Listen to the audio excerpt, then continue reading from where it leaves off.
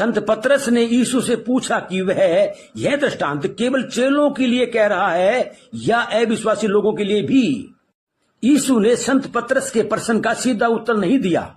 इसके बजाय उसने एक अन्य दृष्टांत कहा, पद 42 से 46। परंतु यह अगला दृष्टांत भी सेवकों और उनके मालिक के बारे में था, इसलिए यह उन चेलों के बारे में था, विशेषतः जो कलीसिया के अगुवे थे। इस दृष्टांत में संत पतरस को उसके प्रश्न का उत्तर पाने में मदद मिली।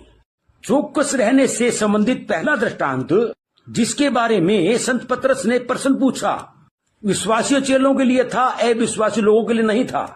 यहाँ दो प्रकार के सेवकों का जिक्र है। प्रभु ने कहा, वह विश्वास योग्य और बुद्धिमान भंडारी कौन है जिसका स्वामी उसे नौकर चाकरों पर सरदार ठहराए कि उन्हें समय पर भोजन दे। आमीन। मसीह के पुनरागमन से संबंधित इस दृष्टांत में मसीह स्वामी है तथा विश्वास योग्य वह बुद्धिमान सेवक मसीह का वह शिष्य है जिसे उसने कलीसिया में कुछ जिम्मेदारी सौंपी है। विशेषतः यह दृष्टांत कलीसिया के उन अगुओं के लिए यह चेतावनी है जिन्हें कलीसिया के लोगों को आत्मिक भोजन खिलाने का कार्य दिया गया है। अगर चेले छोटे उत्तरदायित्व को पूरा करने में विश्वास योग्य रहते हैं तो मसीह उन्हें अधिक बड़ा उत्तरदायित्व सौंपेगा। यदि कोई शिष्य मसीह द्वारा उसे दिए गए अधिकार का दुरुपयोग करता है अथवा अपने उत्तरदायित्व को पूरा नहीं करता है तो मसीह ऐसे एक दिन वापस आ जाएगा जिसकी उस शिष्य ने कोई आशा नहीं रखी है। वह उस शिष्य अर्थात सेवक को दंड देगा। आमीन। लूका 12 अध्याय की 47-48 आयत में यीशु यहाँ एक महत्वपूर्ण आत्मिक सच्चाई की शिक्षा देता है। जो लोग अनजाने में पाप करते हैं वे छोटा या कम दंड पाएंगे, परंतु जो लोग जानबूझकर पाप करते हैं वे बड़ा अथवा अधिक दंड प्राप्त करेंगे। वास्तव में पुराने नियम की व्यवस्था के अनुसार जानबूझकर किए गए पापों के लिए कोई क्षमा नहीं थी। हम इससे यह समझ सकते हैं कि नरक में भी भिन्न श्रेणियों के दंड होंगे। जिन लोगों ने मसीह के सुसमाचार को सुना परंतु जानबूझकर उसे अस्वीकार कर दिया, वे अपेक्षाकृत बड़ा दंड प्राप्त करेंगे। इसके बाद यीशु ने कहा, जिसे बहुत दिया गया है उससे बहुत मांगा जाएगा। हमें प्रदान किए गए आत्मिक ज्ञान और वरदानों के अनुसार परमेश्वर न्याय करेगा और प्रतिफल देगा। आमीन। लूका 12 अध्याय की 49 आयत में यीशु के दूसरे आगमन के बारे में कहा गया है। यीशु का आगमन लोगों को दो समूह में विभाजित करता है, वे लोग जो उसे अस्वीकार करते हैं तथा वे जो उसे स्वीकार करते हैं। उसे अस्वीकार करने वाले लोगों के लिए जो आग है वह न्याय की आग है, परंतु मसीह को स्वीकार करने वाले लोगों के लिए जो आग है वह शुद्ध करने वाली, वह सामर्थ देने वाली पवित्र आत्मा की आग है। मसीह ने कहा, मैं कितना चाहता हूं कि यह अभी सुलग जाए।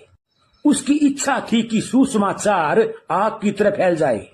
मसीह की मृत्यु से पहले उस आग का सुलगना अनिवार्य था, अन्यथा वह बुझ जाती और वह आग उसके चेलों के हृदय में शीघ्र सुलग गई। इसके साथ ही वह आग उन चेलों की प्रत्येक पीढ़ी के हृदय में अब तक जल रही है। लूका 12 अध्याय की 51 से 53 आयत में वचन कहता है, यीशु मेल मिलाप कराने वाला शांति संस्थापक था। प्राथमिक तौर पर वह मनुष्य और परमेश्वर के बीच में मेल कराने आया था। जिन लोगों ने यीशु पर विश्वास नहीं किया उन लोगों का परमेश्वर के साथ मेल नहीं हुआ। पश्चाताप और विश्वास नहीं करने वाले लोग हमेशा पश्चातापी और विश्वासी का विरोध करते हैं। शैतान के राज्य और परमेश्वर के राज्य के बीच मेल नहीं हो सकता। इसलिए यीशु ने कहा, मैं पृथ्वी पर मिलाप कराने नहीं वरन अलग कराने आया हूँ। यीशु ने विश्वासियों को अविश्वासियों से अलग कर दिया है। यीशु ने यूहन्ना 15 अध्याय की 19 आयत में अपने चेलों से कहा, मैंने तुम्हें संसार में से चुना है इसलिए संसार तुमसे घृणा करता है। यीशु यहाँ मिक्का 7 अध्याय की 6 आयत को उद्धृत करता है। आमीन।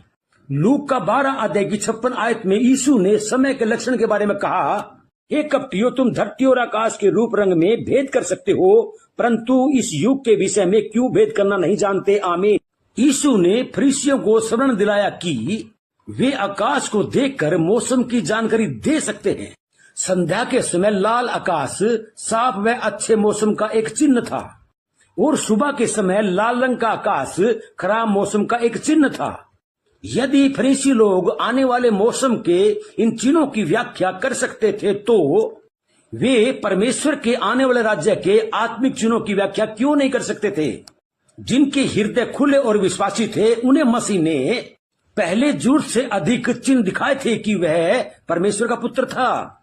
परंतु यीशु ने फरीसियों को चाहे कितने भी चिन्ह दिखाए हो, उन्होंने विश्वास नहीं किया। आमीन। लूका 12 अध्याय 57 से 59 आयत में यीशु ने कहा, तुम आप ये निर्णय क्यों नहीं कर लेते कि उचित क्या है? जब तू अपने मुद्दई के साथ हाकिम के पास जा रहा है तो मार्ग ही में उससे छूटने का यत्न कर ले। ऐसा न हो कि वह तुझे न्याय के पास खींच ले जाए और न्याय तुझे सिपाही को सौंपे और सिपाही तुझे बंदी गृह में डाल दे।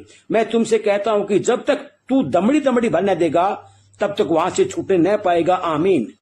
यहाँ यीशु का कहने का मतलब यह है कि हम परमेश्वर की आराधना, प्रार्थना और उसे अपनी भेंट चढ़ाने से पहले हमारे भाई, पड़ोसी या रिश्तेदारों के विरुद्ध हमारे मन में मौजूद पापपूर्ण भावनाओं या बातों का अंगीकार करके उन्हें मन से बाहर निकाल देना चाहिए।